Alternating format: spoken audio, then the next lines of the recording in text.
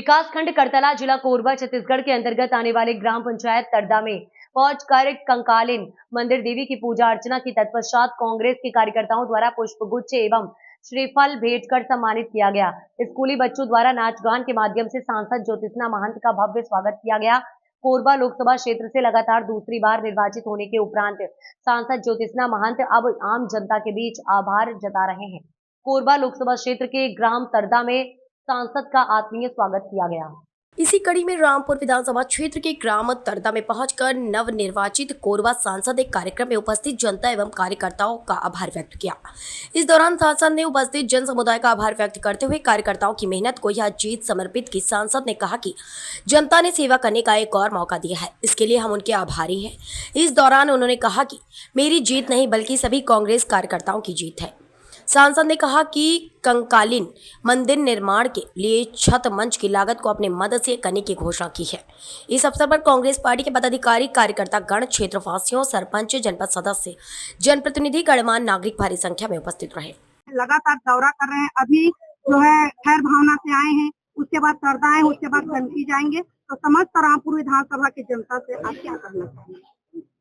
सबसे पहले तो रामपुर की जनता को मैं धन्यवाद देना चाहती हूँ कि इन्होंने मुझे बहुत अधिक वोट दिए। मेरे जीतने में बहुत अच्छा सहयोग रहा इनका, और इन्होंने विधायक को भी जिताया और सांसद को भी जिताया, इसलिए मैं इनको शुभकामनाएं देती हूँ, बधाई देती हूँ। रही बात खैर भावना में गई थी, क्योंकि हाथी से हमारी 2 महिला लोगों का जो बहुत ज्यादा एक तरह से देखा जाए कि असमय उनकी मौत हुई, तो उनके परिवार से मिली और पता चला है कि 7 दिन के अंदर मुआवजा भी मिलेगा। लेकिन दुख की बात है कि जो इंसान चला जाता है वापस तो नहीं आता, पैसा भले आप कितना भी देते रहो। और कुछ हमने गांव वालों की समस्याएं सुनी, जिसमें आवास की उनकी कमी है, प्रधानमंत्री आवास उन्हें नहीं मिला है, बहुत सारी समस्याएं थी, इससे अवगत हुई। यहाँ तरदा में आए हूँ, यहाँ तरदा ग्रामवासियों ने स्वागत किया है अच्छे से। जीतने के बाद ये पहला दौरा है इस गांव में। उसके बाद यहाँ भोजन की भी व्यवस्था की गई है, और यहाँ उन्होंने जो समस्याएं बताई उसको मैं लेके जा रही हूँ, जल्द से ही पूरा करूंगी। यहाँ चूंकि विधायक भी है और मैं भी हूँ, तो हम दोनों मिलकर ही रामपुर के काफी समस्याओं का निदान करेंगे। यहाँ की मैं आम जनता को ये बताना चाहती हूँ कि जो भी समस्या हो वो हम पे और पूर्ण सिंह राठिया पे भेजें, क्योंकि जब तक जनप्रतिनिधियों के बात पहुंचती नहीं है तब तक काम नहीं होता है। तो किसी भी माध्यम से वो स्वयं आ जाए या फोन के जरिए बताएं, तो हम सब वो काम करेंगे, चाहे वो हमारा काम हो या विधायक का काम हो। मैडम जी बताएंगे, छत्तीसगढ़ के कई जिले हैं, जैसे रायगढ़ है, कोरबा है, दुष्कर्म के मामले सामने आ रही, इस पर अपना विचार बताएं। ये बड़े आश्चर्य की बात है, कोरबा में ही परसों ये घटना घटी है और अभी दीपका में भी ये सुनने में आया है। ये बहुत ही हमारे लिए दुख की बात है, और इन बातों से मन विचलित भी होता है कि हमारे ही जगह हम ही सुरक्षित नहीं हैं। नाबालिग लड़कियों के साथ बलात्कार होना, दुष्कर्म होना और महिलाओं का कभी भी अपमान होना, ऐसा नहीं होना चाहिए।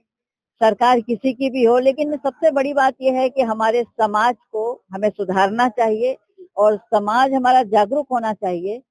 हर समाज के हर व्यक्ति का दायित्व बनता है, कर्तव्य बनता है कि वो इस दुष्कर्म को, इस जो हमारी महिला बहनों को, हमारी बेटियों को जो ये एक घृणित कार्य उनसे वो अपमानित हो रही हैं, उस कार्य को रोकना हो। तो ये गांव-गांव में हमारे सब लोगों को, हमारे भाइयों को, हमारी बहनों को, हमारी माताओं को, पिताओं को, ये सभी चीजों हम लोग को सबको इसके लिए जागरूक होना पड़ेगा।